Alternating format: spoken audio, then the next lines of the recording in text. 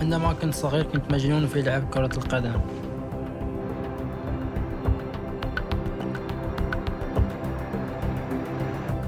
عندما كنت صغير كل تفكيري أن أكون لاعباً محترفاً يوماً ما.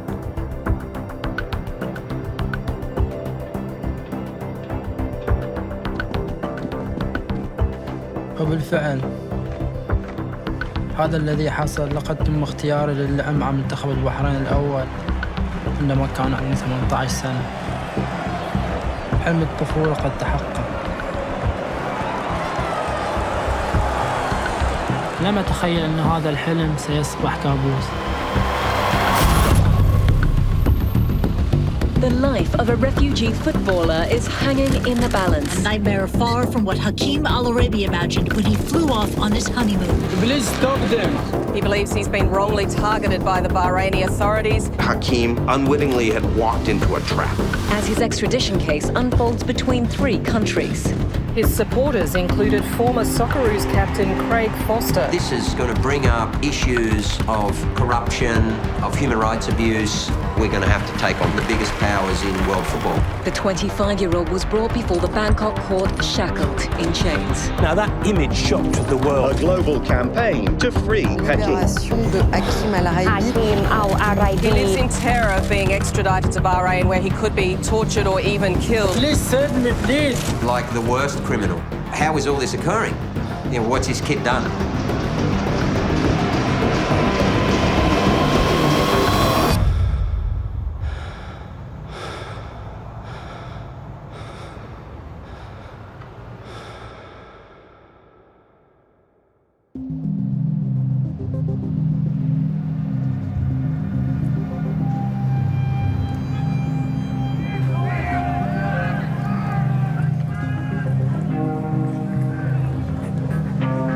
It was a Tuesday night. I remember this distinctly.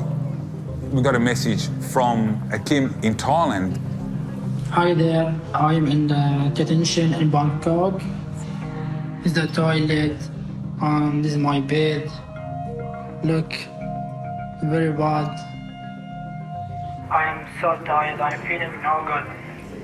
Hakeem has been detained in Thailand. Detained in Thailand? What do you mean? What's he done? It was excellent football from Pasco Vale. Dangerous ball with a flick, headers in. It's a wonderful finish. Hakeem al-Araibi. We had re-signed Hakeem in that summer. The values that he has are very important to our football club, you know, family person, honest player. If you come up against Hakeem, you knew you had a battle on your hands. He was a very tough defender. I knew he was a refugee and he had some sort of issues in Bahrain and if the government wanted to persecute him. Australia took him in. He's starting to make a life for himself.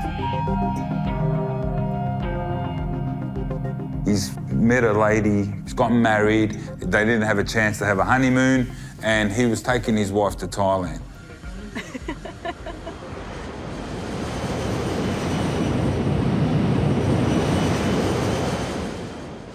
I didn't eat anything here.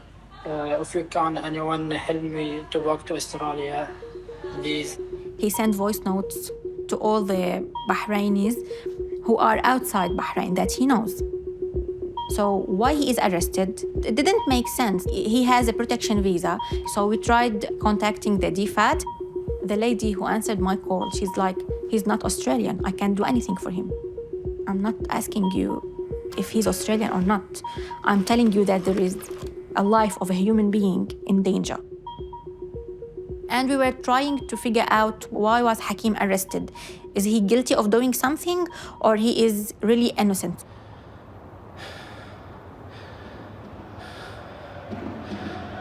بالسجن كنت بس أفكر وأفكر.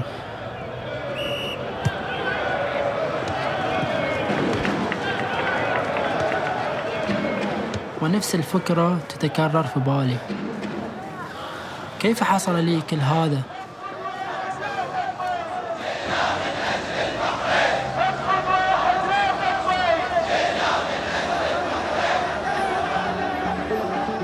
في سنة 2011 شاركت بالربيع العربي. كانت هذه الثورة من شعب البحرين على العائلة المالكة الدكتاتورية. Well, pro-democracy protests are continuing to spread across the Middle East. Thousands of protesters in Bahrain are calling for constitutional reform, and this is the man they chant about.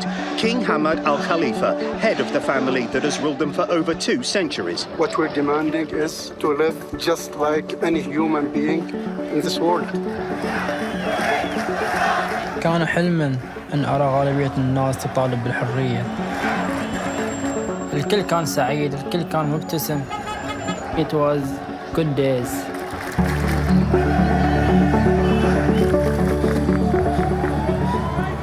Suddenly I saw all police. I saw helicopters, I saw the army. They're shooting people.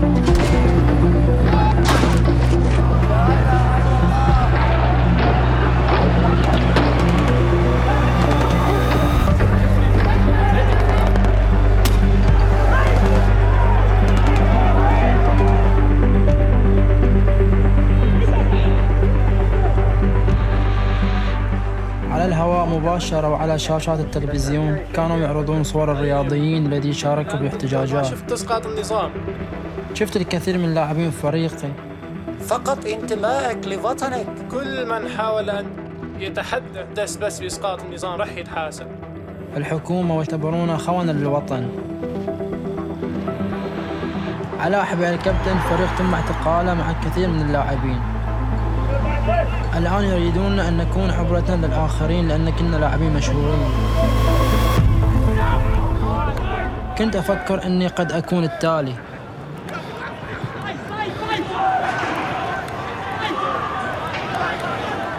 وهنا الشرطة قامت تستهدف المنطقة التي أنا ساكن فيها.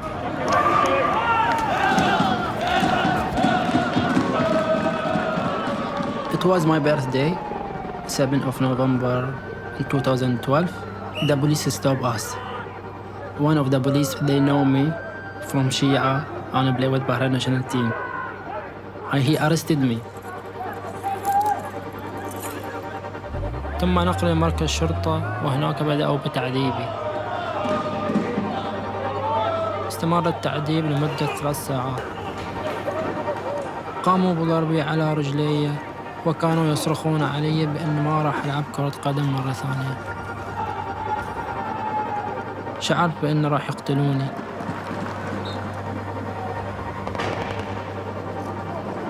تركوني في السجن 3 أشهر ولا أعلم متى.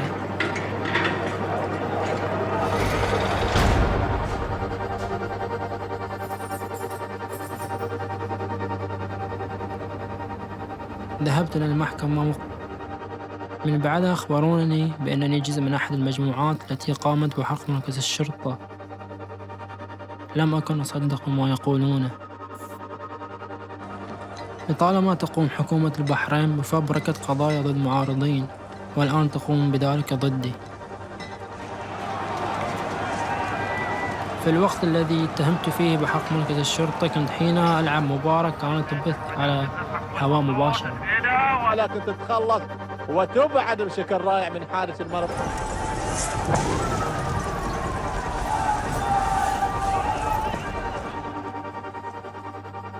قام نادي بتقديم إفادة للمحكمة تدعم فيها قولي.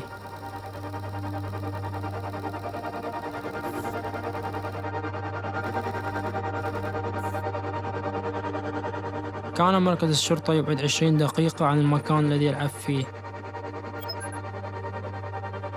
لا يمكن بأن أكون متواجد في مكانين في نفس الوقت. The judge, believe me, the case is finished.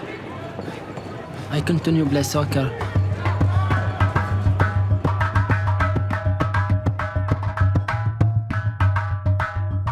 I went to Thailand in 2013. I went to the Malaysia as well. Finally, I went to Qatar. And one day in Qatar, after the training, I received a call from my brother. And they told me, you have 10 years in the jail.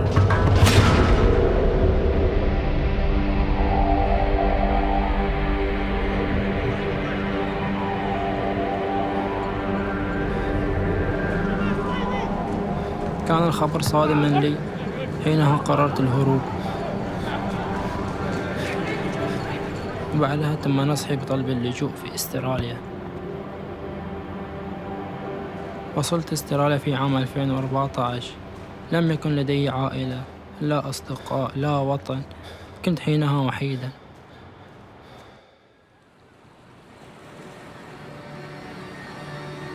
بدأت أكلم بنت بالبحرين كانت تعرفني من خلال لعب كرة القدم.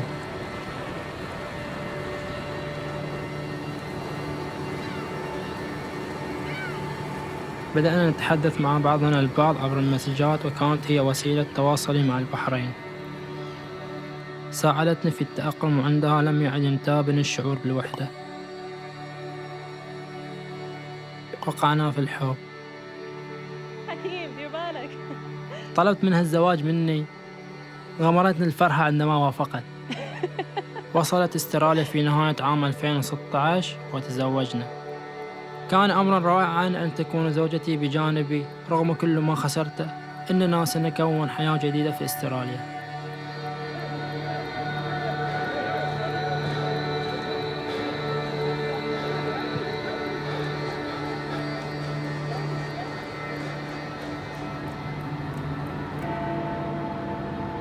I'm in detention in Bangkok.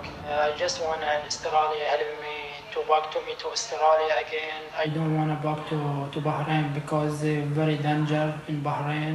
For a honeymoon to be the most drastic event in your life, you could imagine what a living nightmare that the two were going through.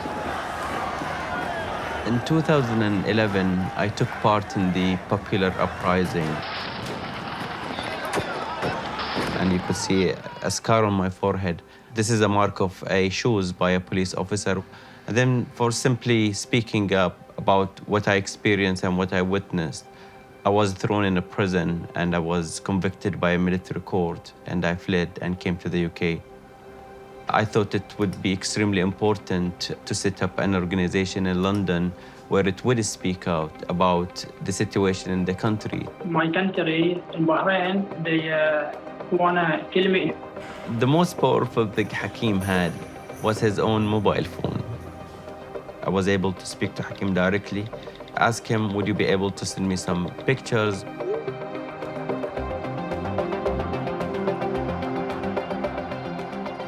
I thought a footballer about to be extradited is extremely important story, and my job was to make sure that the whole world would know about what he was experiencing. As soon as Hakeem was arrested, people were getting in touch from the Bahrain human rights networks.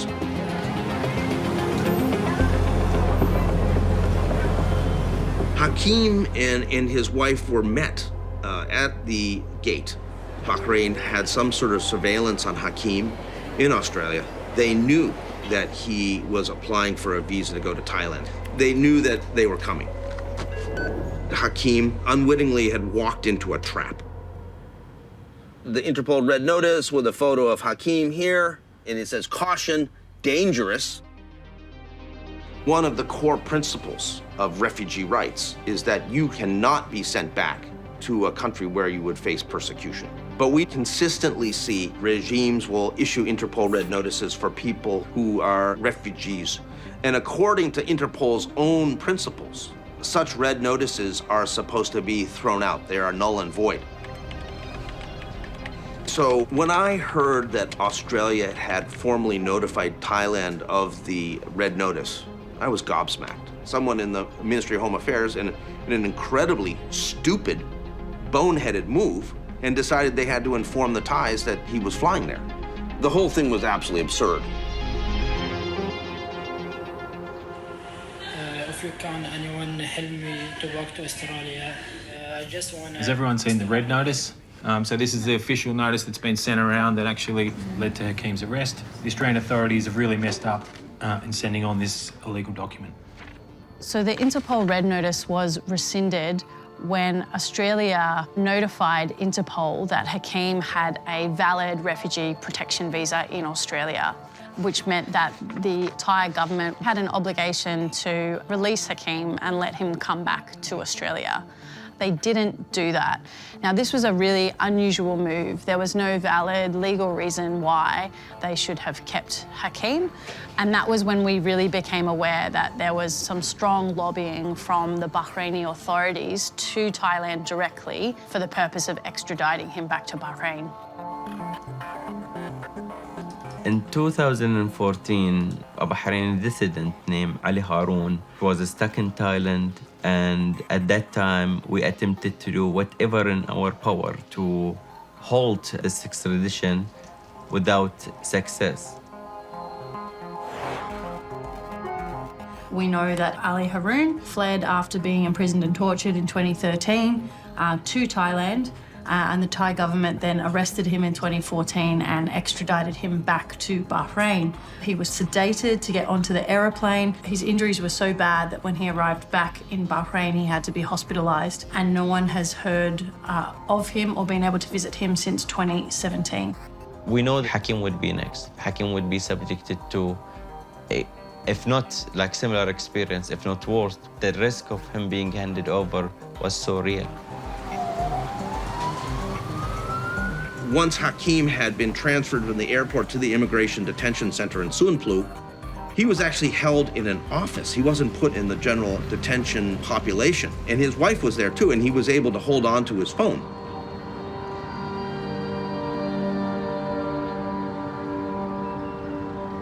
تم إيقافي وتم منعي من دخول تايلاند. أخبروني بأنني متهم في قضية في البحرين وأن البحرين طالبت الانتربول باعتقالي.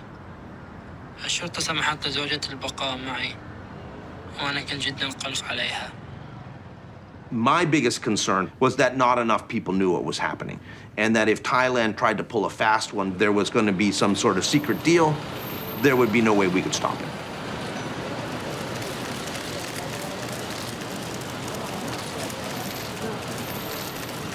Hakeem al-Araibi has spent his first nights in the main remand prison in Bangkok, after almost 2 weeks detained at the airport and an immigration centre. Hakeem, what's your message? What do you want to say? Immigration Thai with immigration Bahrain work together about back to Bahrain. But Australia stop them. Please stop them. What do you hope happens today?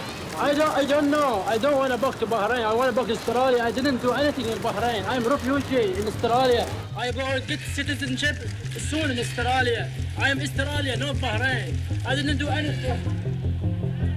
It's just this vulnerable kid, a footballer. You know, he's a footballer. He's the same as me, just with a different passport. And here he is with a whole country trying to pull this kid back where he'd been tortured. And he's facing torture again, and I just couldn't believe it. Please stop them.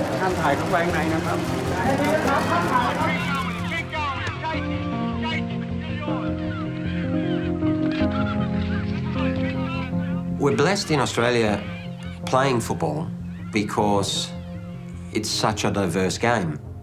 Since the age of probably 15, when I started to move into our junior national teams, I was in a mix of Australians of every ethnicity, every religion, every culture. And that's really a gift. No one could believe that this team came from some unknown soccer nation called Australia. The game just places us in the middle of this melting pot of cultures. That's been central to developing my worldview. Here's Aloisi for a place in the World Cup. For us. He's scored! Australia have got it! Come on, Australia! This is what it's about, the tension and the passion. Good morning, everyone. I'm Craig Foster, SBS's Chief Football Analyst. With 20 years in the media and the profile I had in the game in Australia, I knew that I had a range of skills that could help him. So I went through the history of Bahraini activism and human rights abuse against athletes. The more reading I did, I knew that he was in deep, deep trouble. It's clear that something is very, very foul. Gianni Infantino from Switzerland is one of the favourites to become FIFA's first new president in 18 years. Of course I'm confident. Sheikh Salman from Bahrain is the other frontrunner. I'm very confident, very confident. Though human rights groups claim he had local soccer players arrested following pro-democracy protests. Basically, a member of Bahrain ruling family, Sheikh Salman Al Khalifa, nominated himself to be elected as the FIFA president. At the time when Hakeem was arrested in Bahrain, subject to torture, he was the president of Bahrain Football Associations. During 2011, Prince Nasser mandated Sheikh Salman to be in charge of the committee which will come after those athletes which has stood up against the government, and it was not long before those players were picked up and they were subjected to brutal torture. This is the man who is going to be in charge of leading FIFA. All of a sudden, there was massive media interest about Bahrain as a subject because of Sheikh Salman's nomination. So back in 2016, I was trying to find someone who could tell us what it means to be a footballer under Salman's leadership. And I was told that there is this guy who's currently in Australia. Hakeem al-Araibi used to play for Bahrain's national team. He was arrested during the crackdown that followed the uprising. كان في محطة 3 ساعات طبعا رجولي كانوا يضربوني مدة 10 دقائق على رجولي، خلوني أحرك حق الدم يتحرك حق ترجع رجولي طبيعية، ورد يتم الضرب مرة ثانية حق أحس بالألم يعني اللي هم يضربوني فيه. كان شعوري يعني كنت أنا أخاف إن بتعوق، كنت انكسر رجولي، كنت بموت. He was the first person to say Sheikh Salman failed to protect footballers in Bahrain. ما أتمنى إنه هو يكون رئيس الفيفا في العالم. It was reported on page 1 on the New York Times. This is a story that hit headlines across the globe. First of all, when you say tortured, I think allegedly tortured. These are false, nasty lies that has been repeated again and again. أكبر مثال أنا أمامك وأمام العالم كلنا محكوم 10 سنوات وعندي إثبات. Surely, on a basic level, as the head of the National Association, you have failed those footballers. They were simply displaying their political viewpoint. You cannot accept somebody coming to you and accusing you of things that you haven't done, and they're just repeating it again and again. الشيخ سلمان يقول اللي قاله هذا أكبر كذب. More than 200 football associations from around the world have gathered in Zurich to vote in the next FIFA president.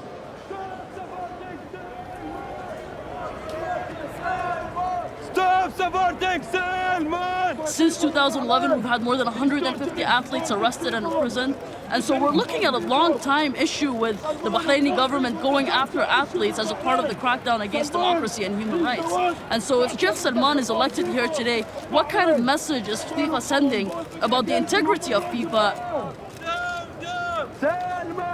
This was the moment Gianni Infantino became the new face of world soccer. Sheikh Salman from Bahrain came in second. Pardon? Are you disappointed by how... Oh, no. I think, this is sports. This is fair play, and we have to show it inside and outside. All the best for him. Thank you.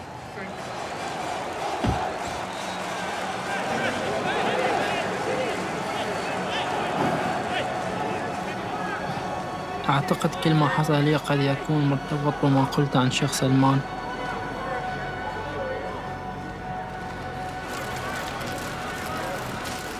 خصوصاً عندما خسر رئاسة الفيفا كمرشح من العائلة الحاكمة في البحرين.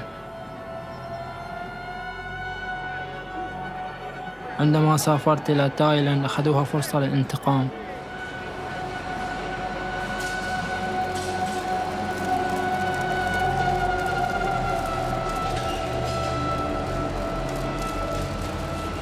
في المحكمة قال القاضي بأنه من الممكن ترحيلي للبحرين خلال 60 يوم.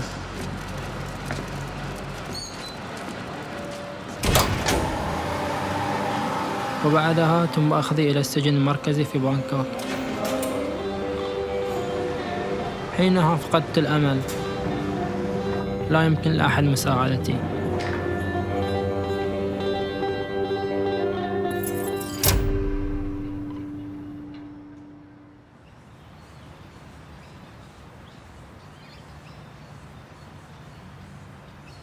Hakeem al-Araibi has spent his first nights in the main remand prison in Bangkok.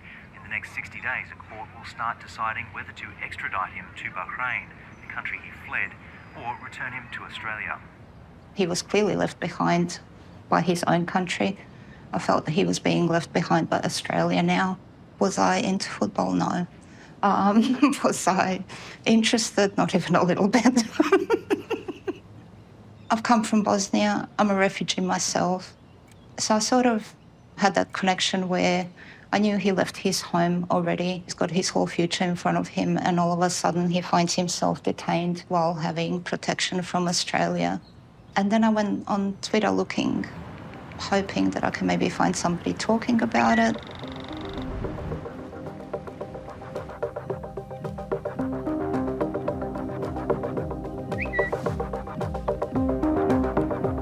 In those early weeks, you had Syed starting to become vocal. Different organisations here and globally, they were used to what was going on here. Bahrain, were serial offenders in this regard. So I was in touch with them, just trying to work out what could I do. When we first tweeted about Hakeem, what is the hashtag that I need to use? I tried to come quickly with something. Hashtag SaveHakeem. The team and ourselves come up with that because we felt social media is the only way that we can get this happening. Hi, I'm Vitaly Franti. I'm Hakeem's coach. All of Australia, we've got to get behind SaveHakeem. Please help us to bring him back to Australia. I had never really used social media in any great degree, so I was just making it up really as I went along. It seemed for weeks, all the same names kept popping up. So we all started sort of helping each other out. Hakeem is extraordinarily brave, and for trying to shed light on the torture of people in Bahrain, they chased him across the globe. We're doing it because it's unfair on him. Bahrain trying to, punish someone who embarrassed them. It's almost unheard of for an extradition request in Bangkok not to be granted. People like Hakeem al-Araibi who face extradition proceedings of this kind, the vast majority, if not all of them, do end up being extradited. He could not end up in Bahrain. That was a death sentence. You'll start to see names becoming familiar who are tweeting about the same thing, trying to raise awareness. We kept retweeting each other and just to keep it going and trying to get this hashtag to sort of get a life of its own. I started to see that people were sharing his story and supporting me. Craig, we're with you. Tell us what to do. How can we help? Craig gets in touch and just pops random people together in a group and said, "You're our social media team."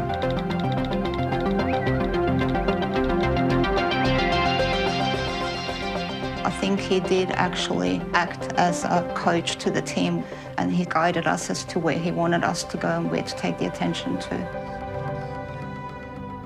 At the moment, not many people know about it, and I guess if we can leverage public sentiment and get people involved, it's a pretty compelling story.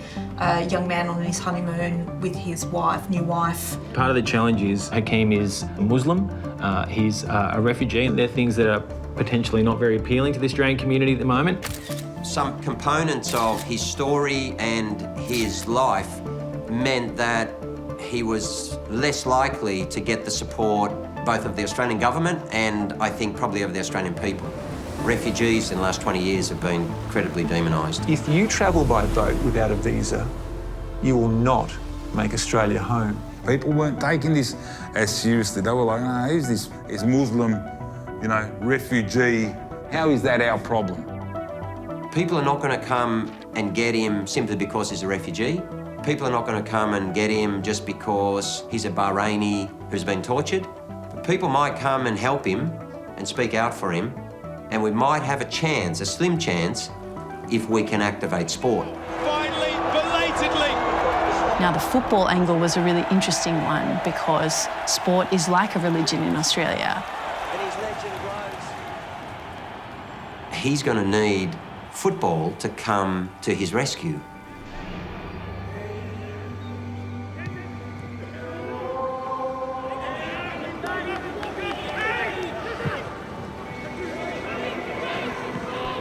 The prison was tough for me. It was very bad conditions, like in the same room, 17 hours. You don't know who's the person live with you. Or is he criminal? Is he gonna kill you? كان هناك 40 رجل في زنزانتي. كنا نشترك في حمام واحد. لم أكن أستطيع النوم. لم تكن لي الرغبة بالأكل. كنت أبكي في داخلي.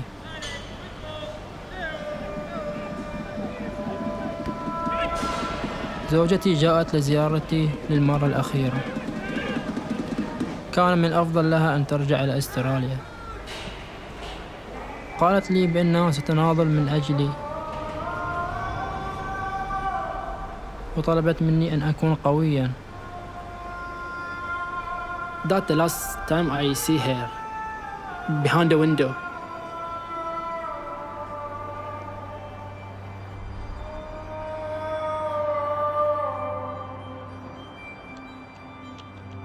كنت مع زوجي في أول 10 أيام من احتجازه. لا يمكنك أن تتخيل الكرب والخوف والقلق الذي شعر به كلانا. لم تكن لدينا لغة مشتركة للتواصل مع السلطات التايلاندية، وكنا نجاهد لفهم الكابوس الذي وقعنا فيه. في نهاية المطاف اضطررت إلى ترك زوجي والعودة إلى أستراليا بمفردي. ليس لدي عائلة هنا، وأنا أنتظر بفارغ الصبر لمحة من الأمل أن يعود زوجي إلى المنزل. إني أشعر بخوف عظيم على حياة زوجي وعلى مستقبلنا. أرجوك أرجوك أنقذ زوجي. On behalf of Hakeem's wife, I am here to submit the letter to Prime Minister Prayut Chan-o-cha and ask him please to release Hakeem on humanitarian grounds.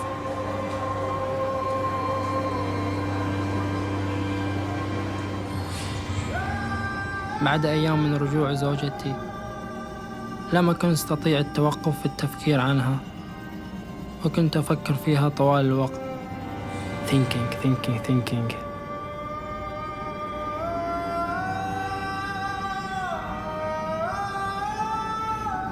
هل هناك شيء ممكنه إرجاع زوجتي إلي؟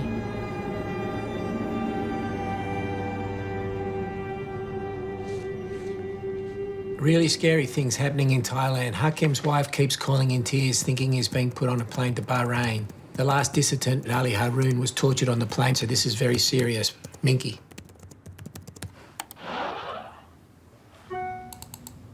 My reaction was, we have to mobilise the Sport and Rights Alliance, we have to mobilise the international human rights community. Many of the Gulf countries, Saudi Arabia, the UAE, Qatar, Bahrain, they really want to be part of the world community, but they don't want to reform their human rights practices. In Bahrain, after 2011, after the Arab Spring, it was very interesting how the government attempted to rehabilitate its image through sports. It's the Bahrain Grand Prix, and it's lights out and away we go. Sport can be used to provide a cover for some of the most egregious and threatening undertakings in the history of modern society.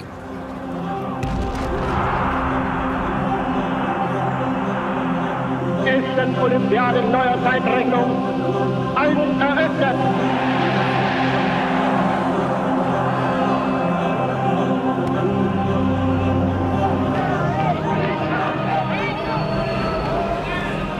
Sports sports washing lets some of the world's worst human rights abusers rub elbows with the international sports community to make your country look like a member in good standing of the international community. We actually had a situation where mega sporting events, such as the Olympic Games and the World Cup, were being associated with human rights atrocities.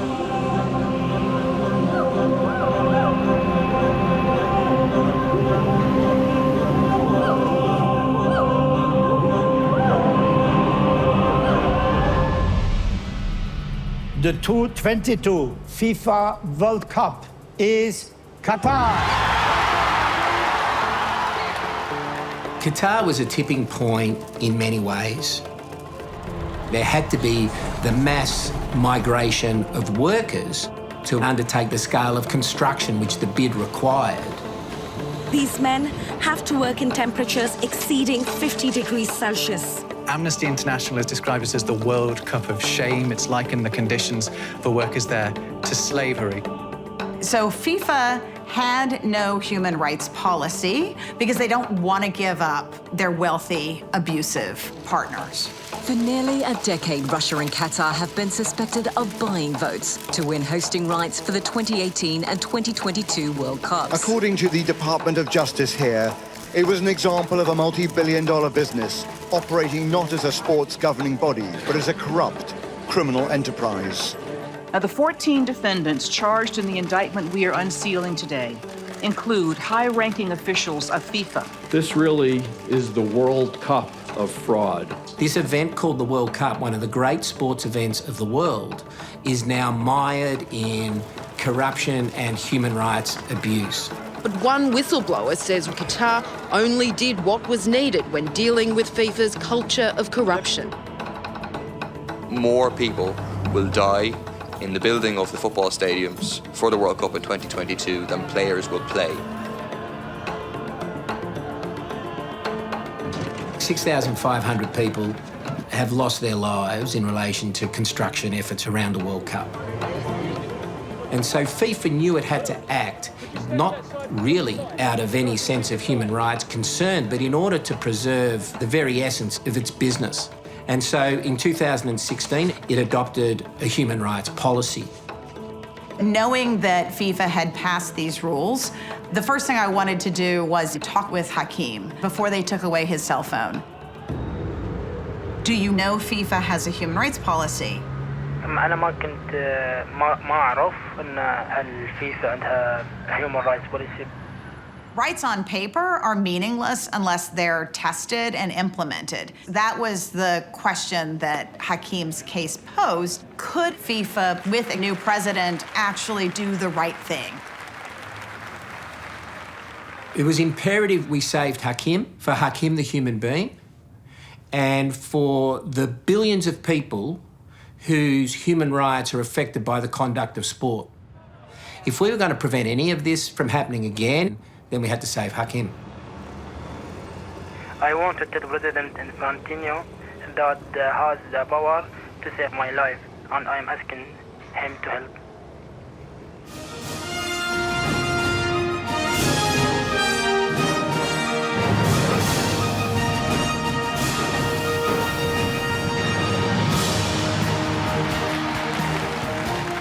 Hakeem being an Australian footballer, the first steps that he needed from support from the sport was the Australian Football Federation, which is part of the Asian Football Confederation. It gives me great pleasure to welcome the Honourable President of the Asian Football Confederation, His Excellency Sheikh Salman.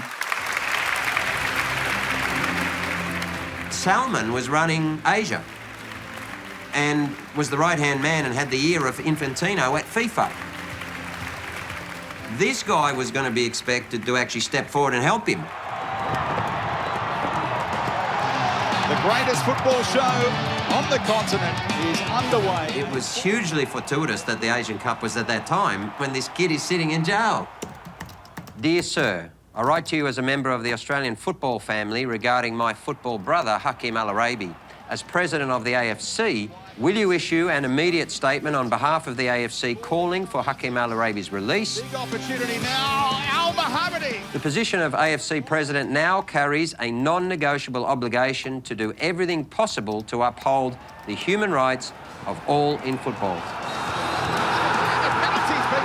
That quite new FIFA human rights policy became the wonderful opportunity, in a way, to obligate Infantino and FIFA and AFC to act. And so writing to Salman just puts him on notice, and it also puts all of the people getting involved in the campaign on notice that that's where we're headed. This is about taking on the biggest powers in world football. Full-time whistle sounds in the opening game of the 2019 Asian Cup. It finishes 1-1. Thank you everyone for coming today for the solidarity protest in support of Hakeem al-Araibi, and to call on the Thai government to release Hakeem immediately, particularly today with a bilateral meeting with our Foreign Minister Marise Payne. We knew that Marise Payne was going to visit her counterpart in Thailand. This was one of the highest escalations diplomatically that a country can take. So the purpose of having that protest at the same time was really to ramp up the pressure on the Thai government, who were able to send Hakeem home at any moment. We had really high hopes that Marise Payne's visit would result in a positive outcome for Hakeem. We're also calling on the AFC, Asian Football Confederation, to publicly support Hakeem. So away we go with Bahrain all in red as Bahrain face Thailand. We're also calling on the president of the AFC, Sheikh Salman, to support Hakeem al-Araibi, to make a public statement. The silence of over 6 weeks of the Asian Football Confederation is completely unacceptable. Christian Doe trying to tip a right and scoring. It's a super finish. The Thai government is most certainly aware of the importance of this matter to Australia. I do note that there are legal proceedings underway in relation to Mr al-Araibi, and Australia will continue to be in very close contact with Thai authorities in relation to this. We received word that Marise Payne's visit had not been a success, and this was a significant blow for the campaign. We're certainly concerned about why the Thai government is prioritising its relationship with the Kingdom of Bahrain over its relationship with Australia. So why is that happening? You know, what is the relationship between Thailand and Bahrain? All of these questions, you know, are bubbling up, and no one had the answers.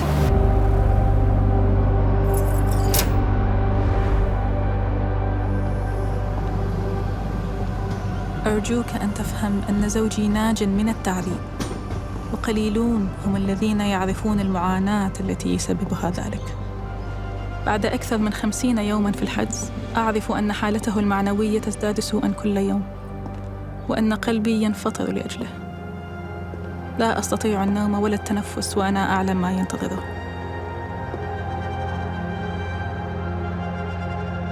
Hakeem's wife consistently asked to remain anonymous throughout the campaign because she feared for her own life and the lives and security of her family back in Bahrain. But she was his greatest advocate. Hakeem's wife came to Sydney from Melbourne, and seeing her there in person, devastated, traumatised young wife, sitting down in front of me and asking me to basically save her husband. And I responded and said, you know, I'm doing everything I can. She said, will you save my husband? And I was explaining, you know, the steps I was taking, and she just kind of stopped me and said, will you save my husband? You know, and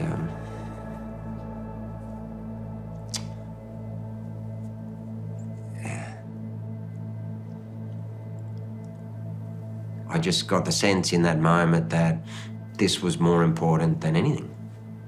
Unless I really did something, you know, proper, she was going to lose her husband, you know.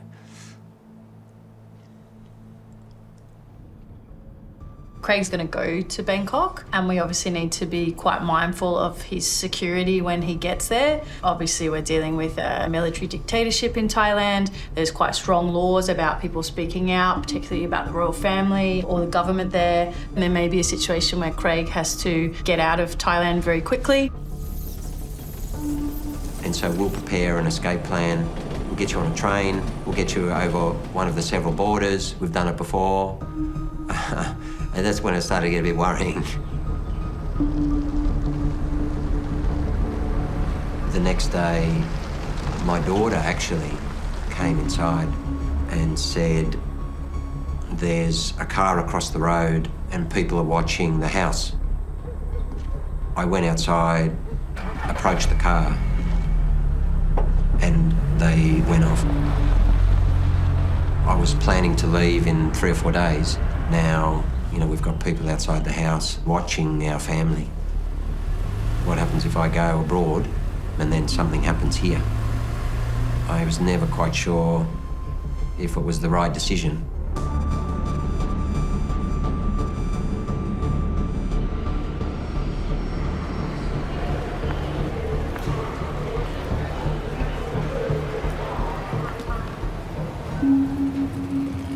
You went to see him yesterday.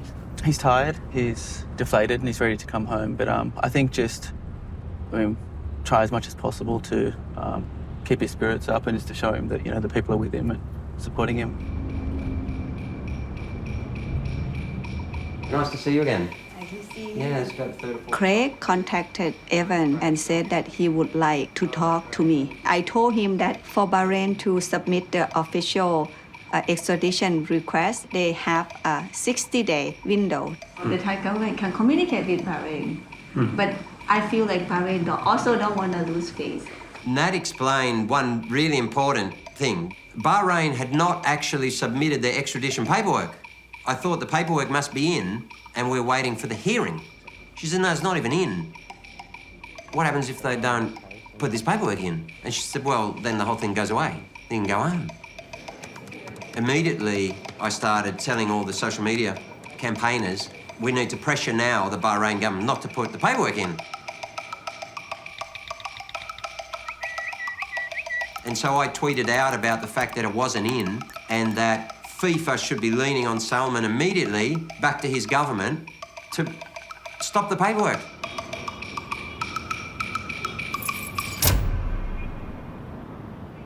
The night before I went to the prison, I just couldn't sleep. You know, this meeting is the most important meeting of my life.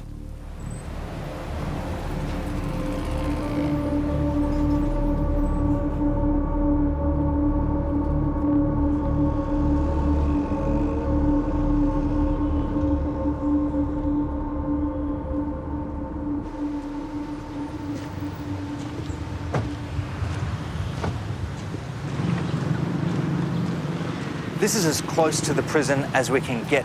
Hakeem al-Araibi will be behind glass and bars. Craig Foster will speak with him via a prison telephone.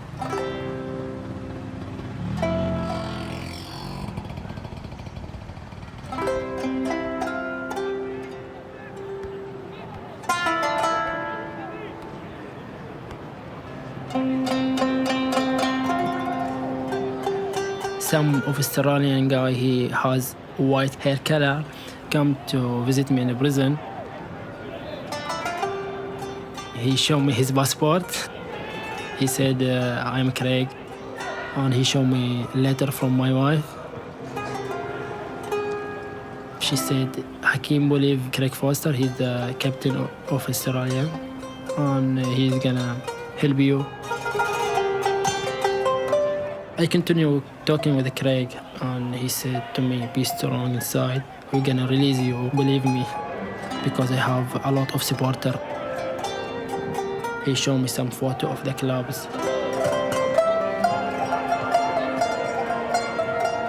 ما كنت أصدق أن شعب استراليا يعلم من أنا وكانوا يحاولون مساعدتي. للمرة الأولى شعرت أن هناك أمل. كريج أعطاني الأمل.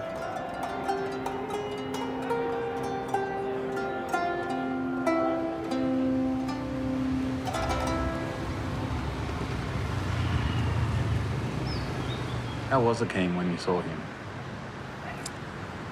So Hakeem is worried because the case has been ongoing so long now that he's worried, as he said, that Bahrain are winning. And he said, I need you guys to win.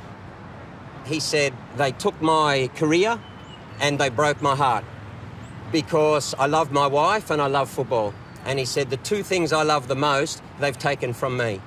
And I told him that the players of the world are fighting hard for him.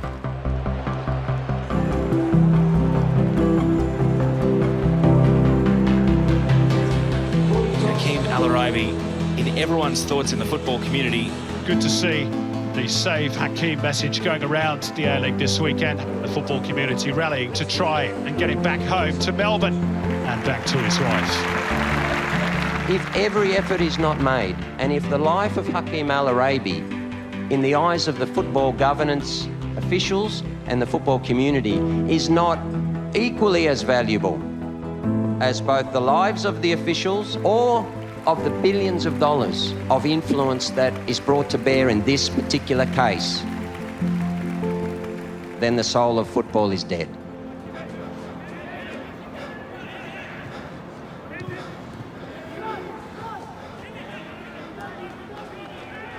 Bahrain has formally applied to extradite Hakeem al-Araibi, the Melbourne-based refugee and soccer player who's been held in a Thailand prison for 2 months. It was completely devastating. All that then needed to happen was Thailand's Attorney General would accept the orders and Hakeem could be put on a plane the next day. I actually thought immediately, Bahrain and Thailand are working together here and they're responding to our campaign. It was clear at that moment that they were winning. And so I needed to respond and we needed to basically, in football parlance, we needed to counter-attack.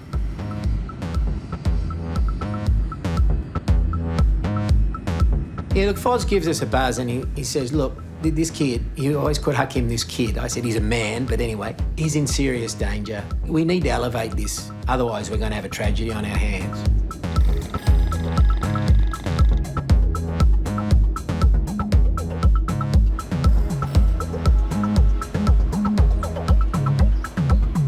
I drafted a tweet. I'm going to turn up, basically, at your office and I'm inviting all of the world's media and you better get a meeting working.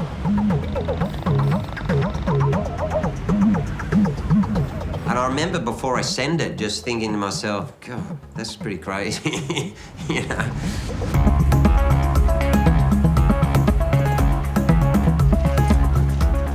Many people go to FIFA House and what's on offer is so seductive that they end up not really doing their job. And I said to Schwabi, this organisation and that building is built by us. It's built on Pelé, it's built on George Best, it's built on Eusebio, it's built on Sam Kerr. I said to him, we own that building. We're seeing Fatma Samura at midday, at 12 o'clock. Craig Foster. FIFA's human rights policy was very much at the centre of this whole issue. It meant that they had to advance the cause of human rights and use all available leverage that they had. Well, when it comes to FIFA, that's massive. And so there was a number of steps that we wanted to see FIFA take. Very nice. My first time here, actually. Really? Yes. You have a FIFA? You've never invited me. Oh, really? Somebody has to be blamed. Right, exactly right. He knows the games they play. He knows the regime very well, obviously, having been tortured previously. And so we then started the dance that happens in these meetings. Fatma and her staff trying to push back on the fact that they're doing enough, and me saying to Fatma, well, you're not actually. It's clear that the situation has escalated since the last statement. So shall we talk freely here now, or you want to wait? No, I think that they can. Is it okay for you, gentlemen? My requests of Fatma and of FIFA then were that Infantino got involved immediately, that he get Salman on the line, that he let the Bahraini government know that they need to pull the extradition order, and that we needed to work on a joint press release that would be issued immediately calling on Bahrain to act. Unless they were prepared to issue that, then I would walk outside and tell the world's media that they were leaving this kid to die.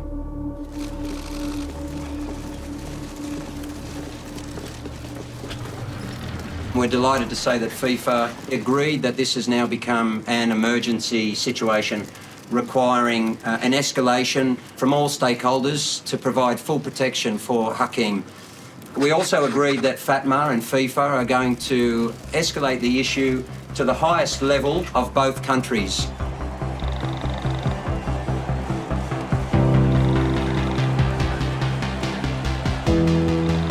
Having people like Giorgio Chiellini, a World Cup winner, tweeting, release Hakeem, that's where this got to.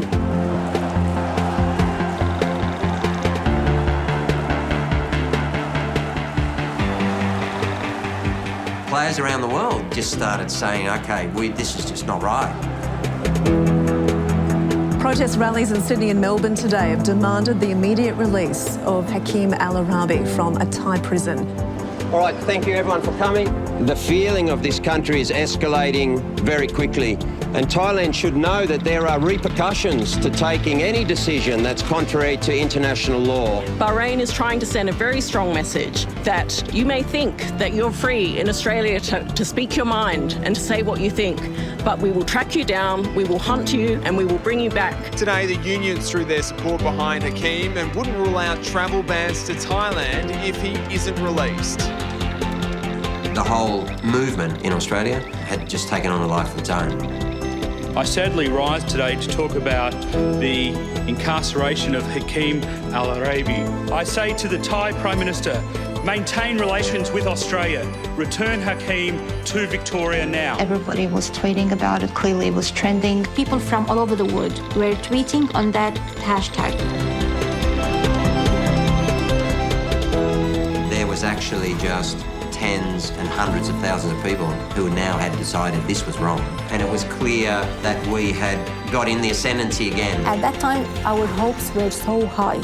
This campaign was a game of chess, and every time we attacked and made a move, there would be a counter-attack. Let's see what's making news this Friday, the 1st of February. And refugee footballer Hakeem al-Araibi will reportedly face court on Monday after Bahrain's extradition request was lodged by Thai prosecutors. Whilst we'd made good steps, we clearly were being unsuccessful. You know, they're still moving ahead. And I was elated after the FIFA meeting. A couple of days earlier, we got the press release.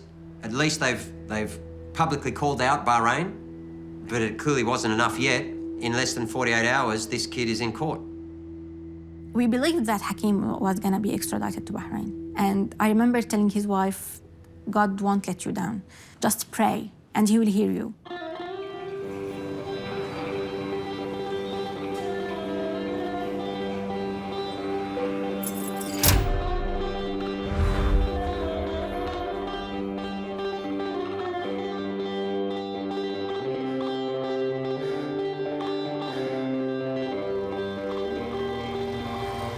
I went to the court. They cut my hair, they put me in the bus, and some of the police, he held a gun. He asked me to go out from the bus, the last one. I was surprised, many people, many flash is coming at me. I was worried of my family. What are they gonna do? What they thinking?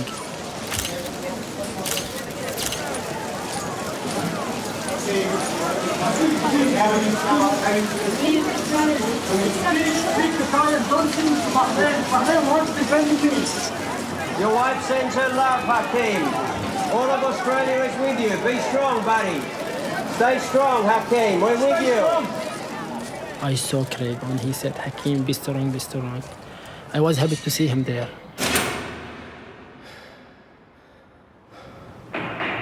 سألني القاضي إذا ما كنت موافقاً على ترحيلي للبحرين. قلت له كما قلت له سابقاً، إذا أرجعتني للبحرين سوف يقتلونني.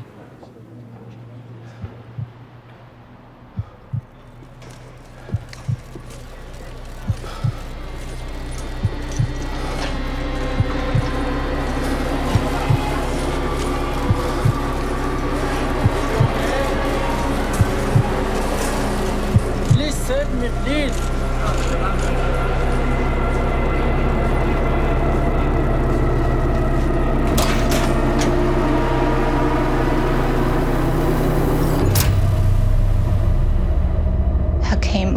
awful. Yeah, it was quite devastating to see him that way. We were shocked. We were absolutely shocked that he was in shackles. Like the worst criminal. You know, what's his kid done? Spoken truth to power. That's a question for Thailand to consider, the ramification of its actions for its relationships with other bodies and other governments. There was 15 countries here today to observe these proceedings. They're also asking the same thing.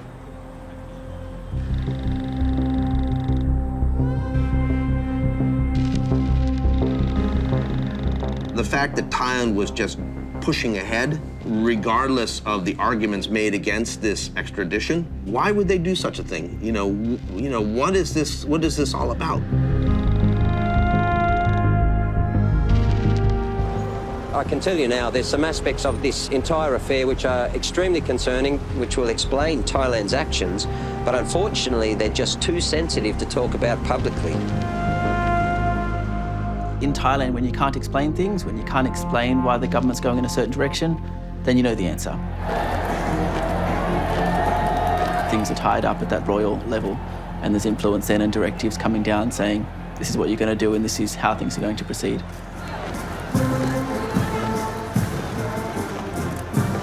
So, what is the relationship between the two royal families? I was constantly asking for information in that regard. And that wasn't easy to come by because they have laws in Thailand where people are imprisoned if they speak in a negative way about the royal family.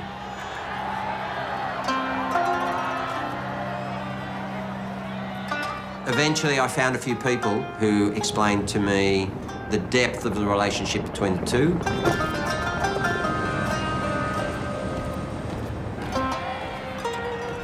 The relationship between them is very deep and historic. Bahrain had been Thailand's closest trade partner in the Middle East for decades. We discovered that the Thai king had recently negotiated the sale of a hotel to the Bahrain royal family that had made him $1.6 billion. And of course, Salman is a senior member of the Bahrain royal family. So we now knew this was a matter of two royal families trading the life of Hakeem.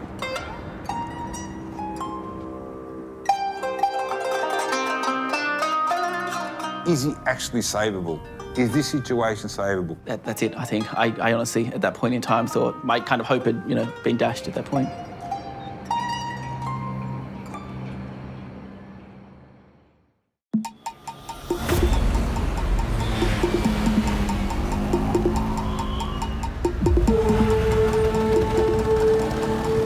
In Thailand and locked up in chains. A nightmare far from what Hakeem al-Araibi imagined when he flew off on his honeymoon. นะครับประเด็นของนายฮาคีมอดีตนักฟุตบอลทีมชาติบาห์เรนเขาลี้ภัยไปออสเตรเลียแต่มาเที่ยวที่ไทยถูกจับครับ The life of a refugee footballer is hanging in the balance. The 25-year-old was brought before the Bangkok court shackled in chains. Australia's Prime Minister, soccer governing bodies and human rights activists are urging Thailand to set him free. We all saw those dramatic pictures of him appearing at a courtroom in Bangkok, and he was barefooted. In shackles, shackled in chains. Now that image shocked the world. So if we thought the campaign was big at that point, the shackles, it just blew it up. Libération de Hakeem al-Araibi. เรื่องราวต่อมาค่ะเป็นกรณีของนายฮาคีม Human rights groups are saying there simply isn't a legal basis for holding him here. That's when the public turned. The Thais, that's when the Thais turned. They didn't like the brutality of their country being displayed like that. Some of his supporters have even said that Thailand should be barred from staging international matches if he is sent back to Bahrain. Once we'd found out that the royal family of Thailand were involved, we knew that to shift the narrative, we needed everyday Thai people to be speaking out and putting pressure on their politicians, and only that was going to shift the king.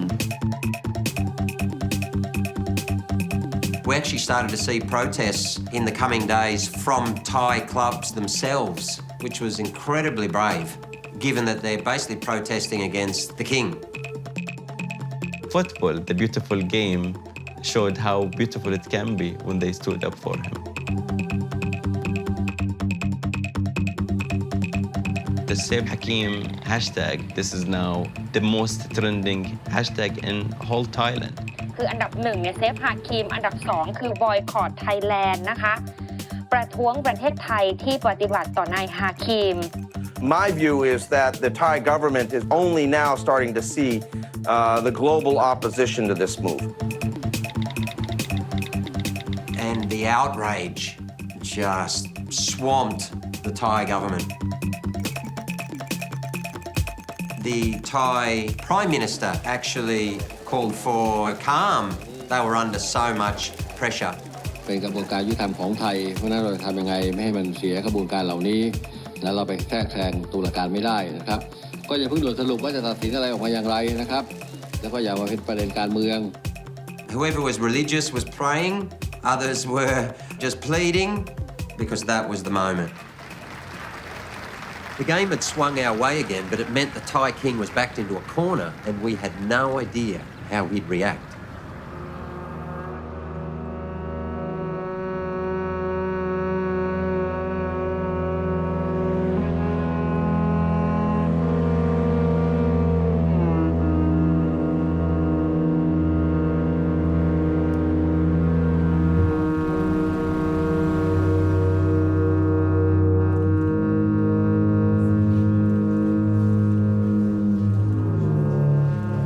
وكان صاحب السمو الملكي رئيس الوزراء الموقر قد استقبل بقصر القضيبية صباح اليوم معالي السيد دون برامو دوناي وزير خارجية مملكة تايلاند الصديقة والوفد المرافق.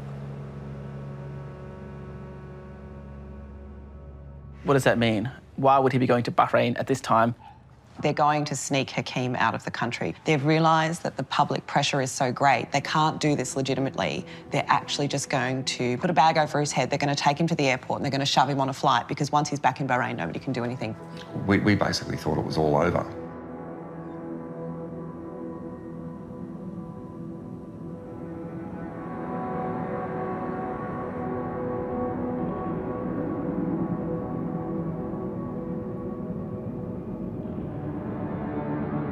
زوجي يمر بأصعب أيام حياته. كلي خوف أن القرار النهائي لترحيله سيتم في غضون الأيام القليلة القادمة. الوقت ينفذ وأنا أتوسل إليك بحرقة كمناهض لأجل الإنسانية وكشخص لا يتردد في الوقوف مع العدالة. أرجوك أرجوك ساعد زوجي.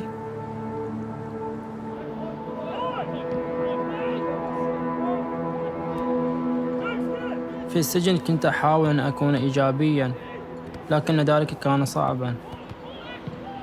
لعبت كرة القدم مع سجناء آخرين، وكنت أحاول أن أبتعد عن التفكير، ولكن ما كنت أفكر فيه لماذا أنا ألعب هنا؟ من المفترض بأن أنا ألعب بالخارج وأنا حر.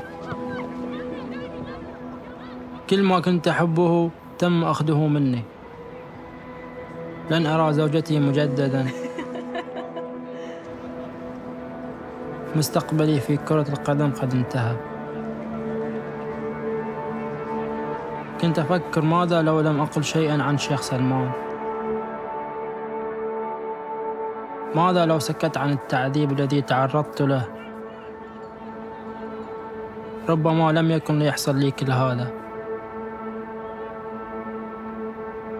هل ارتكبت خطأً؟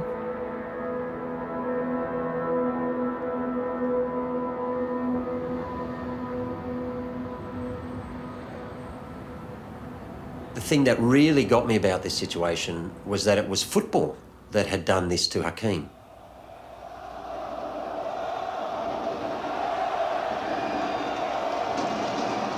It was the people at the very highest levels of the game that had failed him, who didn't seem to understand a thing about what makes football truly beautiful.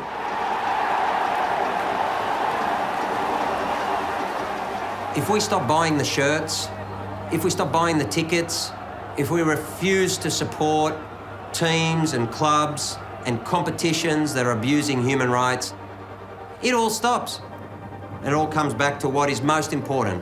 That is the game, the players and the fans. بهذه الزيارة مؤكدا أهمية استمرار التواصل والتنسيق بين البلدين. But all I could do in that moment was watch as these people sat around deciding what to do with the life of a 25-year-old man. عرض سموه مع وزير الخارجية التايلاندي الموضوعات ذات الاهتمام المشترك، وتم التأكيد خلال المقابلة على عمق ومتانة العلاقات الثنائية التي تربط بين البحرين وتايلاند على مختلف المستويات. كما استعرض سموه مع وزير الخارجية التايلاندي الموضوعات ذات الاهتمام المشترك.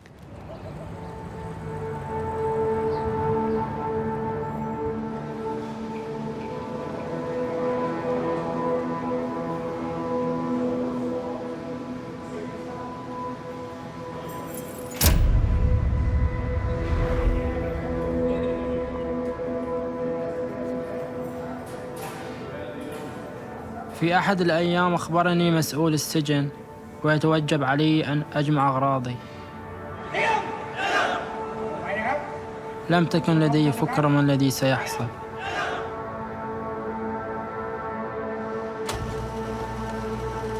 وضعوني في حافلة وأخذوني إلى المطار. اعتقدت أنها النهاية.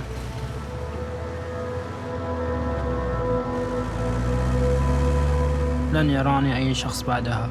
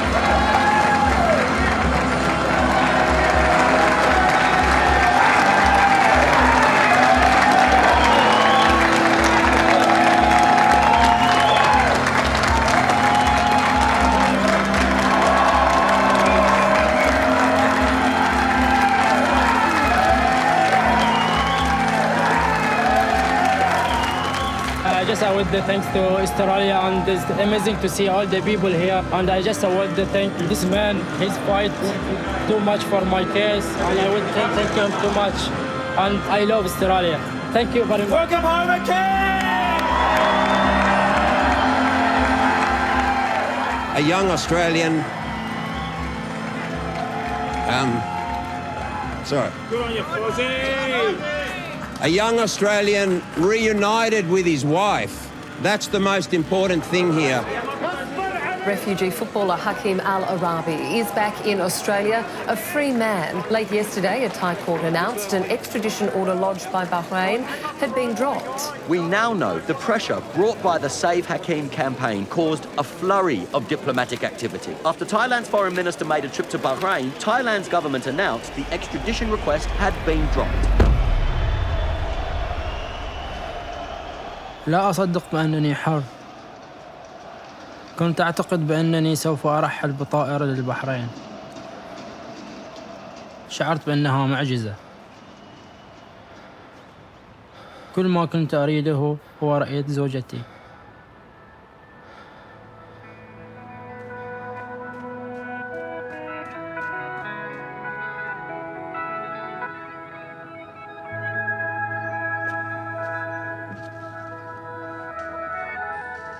مجرد ما وصلت إلى المنزل كانت زوجتي تنتظرني أمام الباب. مجرد ما شافتني جت ركضت إلي وحضنتني. شعور أوصفه بالأمل وكأن شخص مات وحيا من جديد.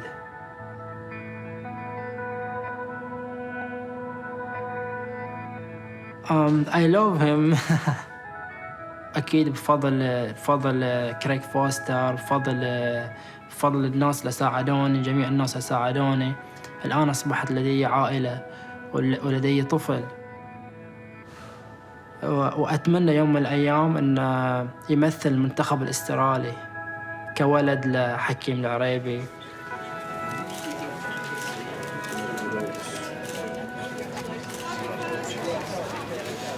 دائما حتى لهذه اللحظة أفكر في ماذا حصل لي في السجن.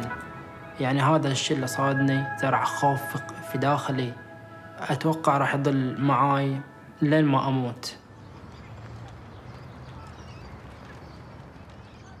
حتى لو رجع الوقت راح أتكلم عن الشيخ سلمان.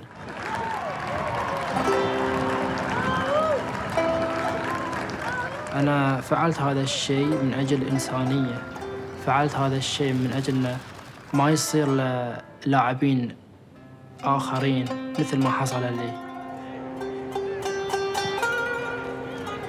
I am Hakeem al-Araibi.